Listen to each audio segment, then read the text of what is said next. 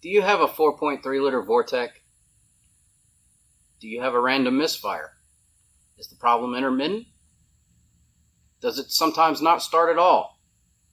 You might have a bad ignition coil. Here we have a bad ignition coil and a new ignition coil. I say new, not good, because I haven't tested it. But today we're going to replace the OEM ignition coil on the wife's 98 Bravada. Same for Jimmy and the trucks that came with the 4.3, the GMCs. You guys have seen the engine before. So there's a gotcha with removing the original one. It even comes with a piece of paper in the new coil, and I'm not going to read the whole thing. It says, if you are replacing the original equipment coil, you may have to destroy the original attachment devices to remove the coil. And then it recommends some washers and bolts and stuff to replace it. However, it comes with a bag, and they look like they'll work just fine. So, watch the removal, watch the installation. Let's succeed. See ya in a minute. Okay, in order to get the old coil off, you need to loosen this bracket right here, this bracket right here, because they're all chained together, sitting on top of the bracket right here of the ignition coil. First thing you really want to do, I guess, is disconnect the wires.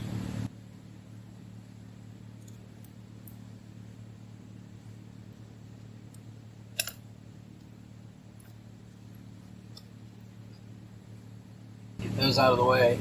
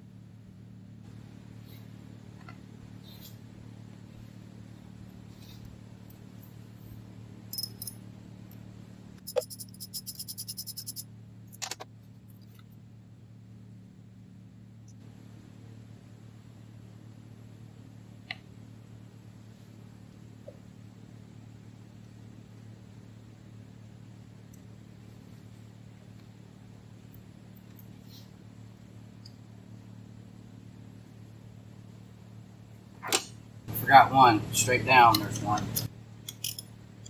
It's all 10 millimeter.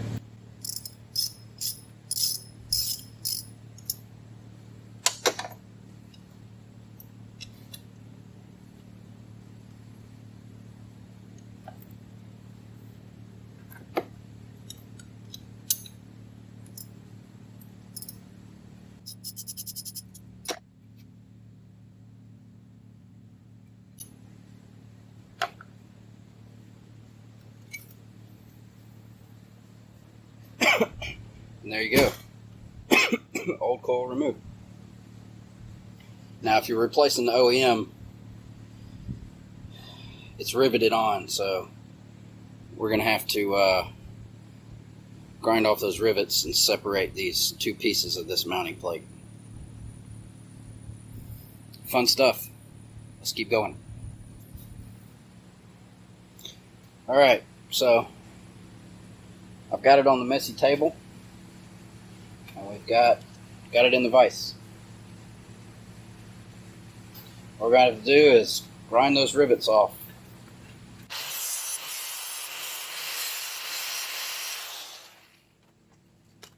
Once we grind those off, you should be able to pop it loose.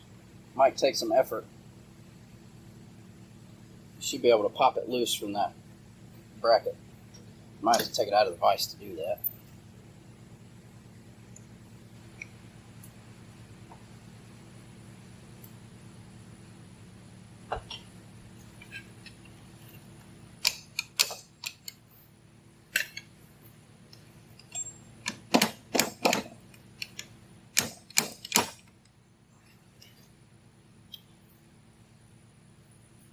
See, there's the backside that we're going to have to grind off as well. So let me work on this and I'll get back with you. Alright, I'm going to show you guys this real quick, what I did. So with that piece on there, I was able to get that corner and clamp it down to the table, and then take a long screwdriver and just pop, pop, pop, pop, just barely with a big screwdriver till that one popped off. And I take my other big screwdriver and you can kind of bend it back like that. And you just work it out. See, that popped right out. And there you go. Coil's out, brackets there. Control module is undamaged. That's important. So, it sits on there like that and holds that coil on. Alright, let's put the new one in. Alright, so we've got our new coil and our bracket that we removed. So let's put it back together. So when you put this back together, make sure that the electrical plug-in, not the one that goes to the distributor, it goes like that on the side with the controller. Probably doesn't matter if you do it backwards, but might as well put it back together the way it came out. And out of this bag of goodies, we're going to use just the 2 long bolts with 2 of the washers. Now it's got more in there. I'm assuming that's for different makes and models, different applications. But this is what works for this vehicle.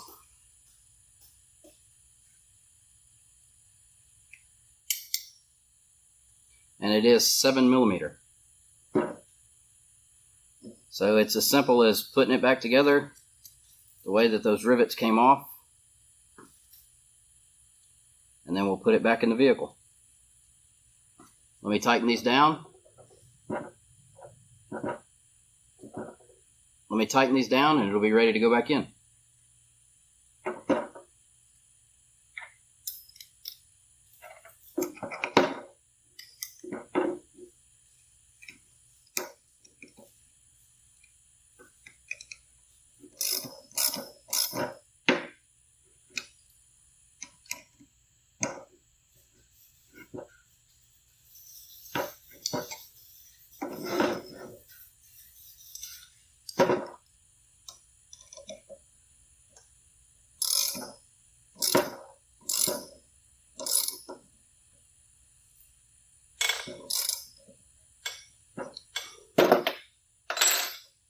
There we go, good as new. Installation is reverse of removal.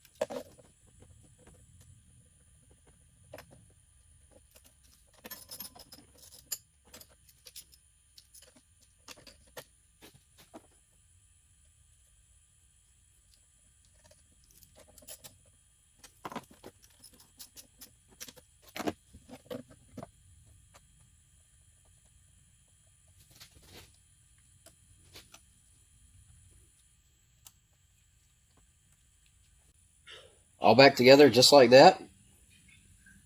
Your 3 connectors are back together. Let's see if she fires.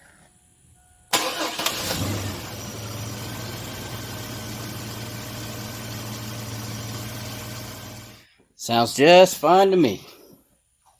Alright guys, hope this helps somebody.